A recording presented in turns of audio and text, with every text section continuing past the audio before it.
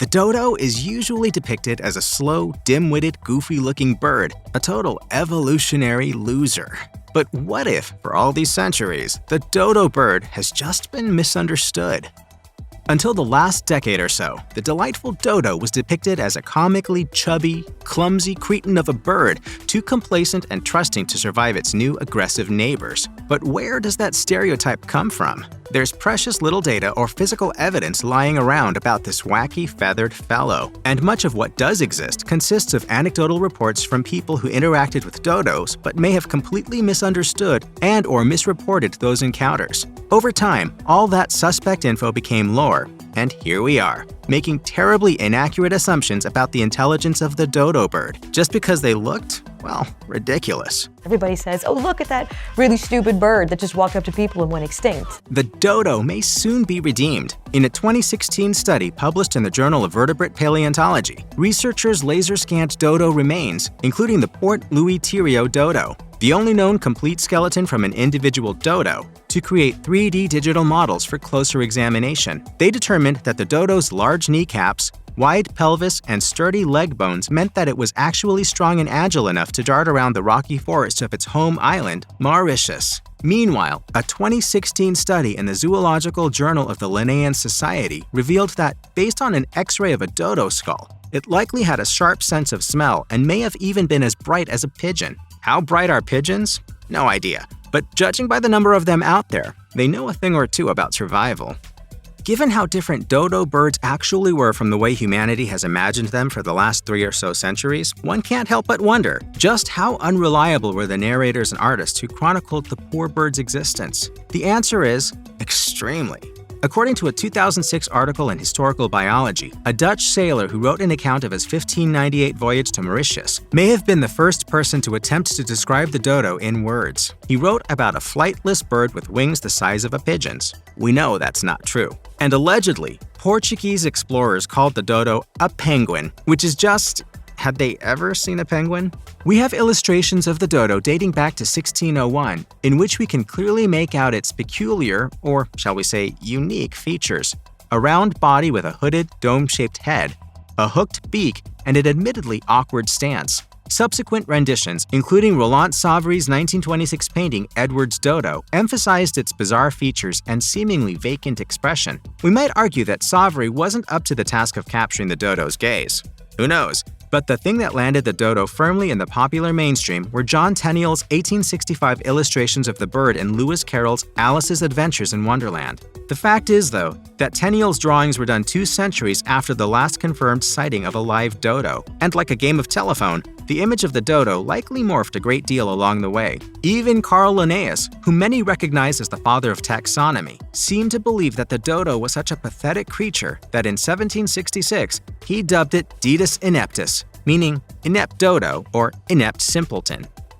Early experts decided the dear-departed dodo was hunted to extinction by Dutch sailors. And it's true that it was less than a century after the arrival of Europeans on Mauritius that the goofy-looking ground dove vanished. A 1598 journal entry published in History Biology that likely referred to the dodo read, "These particular birds have a stomach so large that it could provide 2 men with a tasty meal, and was actually the most delicious part of the bird." Accounts from the 1600s mention how fat dodos were captured and brought to the ships, where starving sailors devoured them with gusto. On the other hand, there are plenty of other written accounts describing dodo meat as hard, or even, quote, offensive and of no nourishment. And in journal entries published by the University of Salzburg, it's noted that some sailors gave the dodo the unappetizing name of Walschvogel, which means repulsive or tasteless bird in Dutch. Even the word sounds foul-tasting.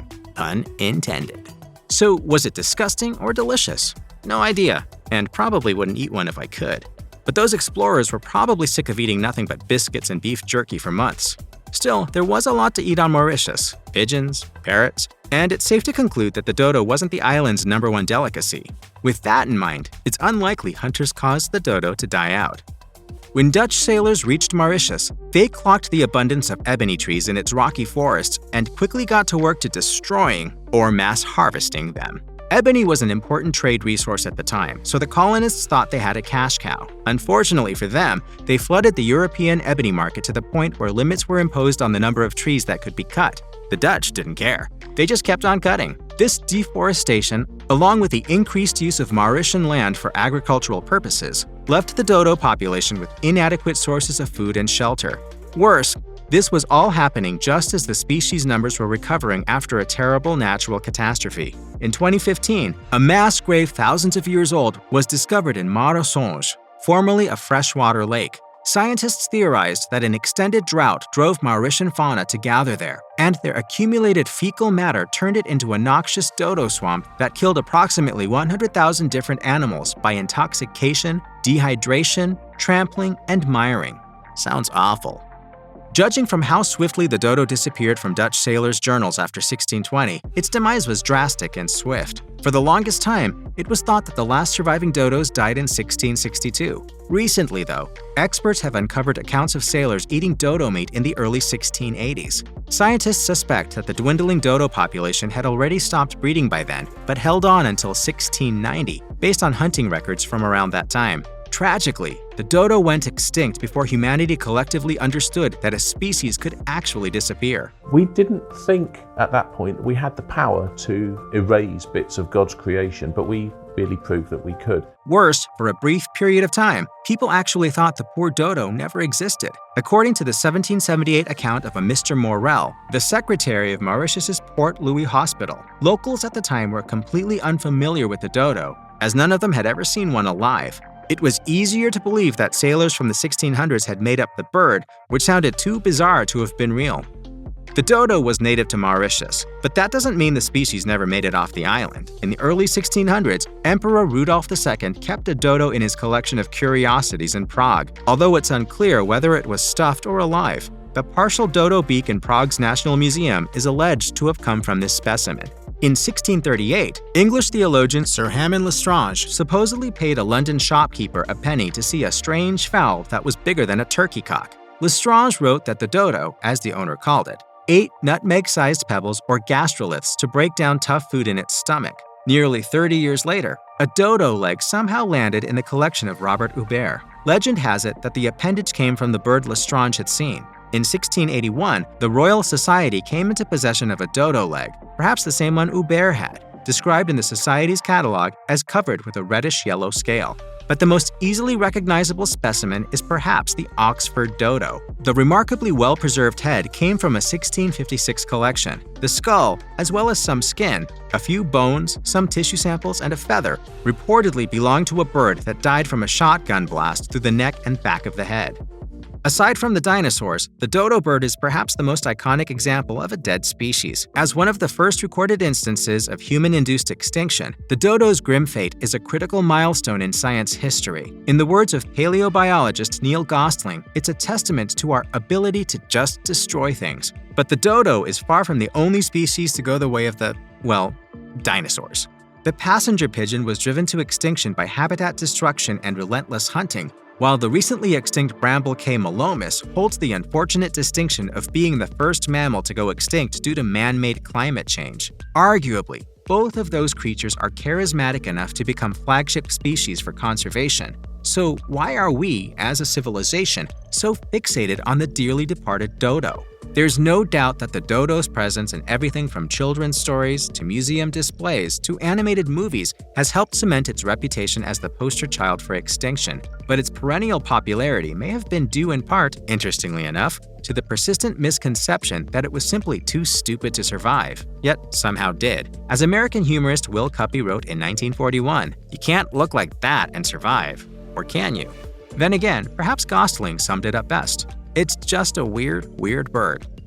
The dodo bird may not be extinct forever. It's one of the many extinct animals science want to bring back, and among the many institutions that have been vocal about wanting to resurrect the species, biotech company Colossal Biosciences is the most visible and perhaps the closest to succeeding. If the name of the company sounds familiar, it's because it made headlines in April 2025 for its de-extinction via cloning of the direwolf, a Pleistocene-era predator that disappeared from the planet over 10,000 years ago. Back from the dead, back from beyond the grave, back to astound you all. This announcement was massively controversial. In a nutshell, Colossal implanted the egg cells of surrogate dog mothers with gray wolf cells that were gene-edited to mimic characteristics of dire wolves. That's a lot of manipulation to create something that isn't a genuine dire wolf, but they're cute. And the dire wolf isn't Colossal's only project. We are going to bring back the dodo.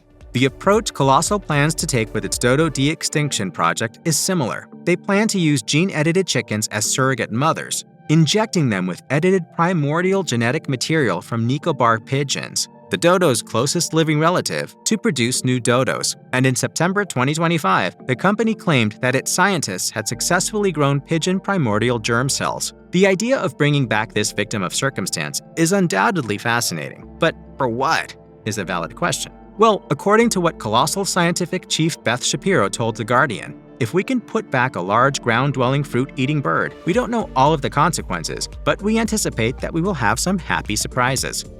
By now, most people have seen some iteration of the Jurassic Park franchise, and if they were paying attention, they should have questions about this whole de-extinction thing. Yeah, but your scientists were so preoccupied with whether or not they could, they didn't stop to think if they should.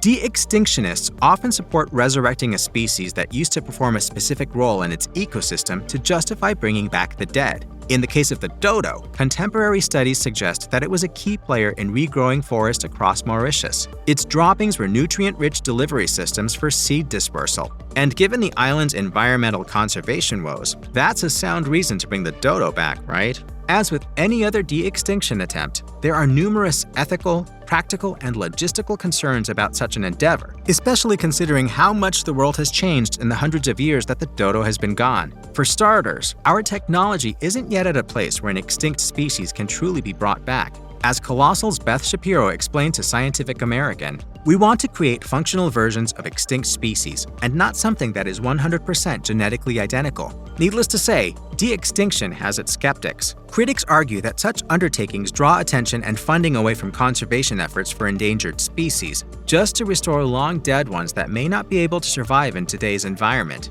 Or as Matt Reynolds wrote for Wired, a few charismatic species are saved while the rest of nature burns.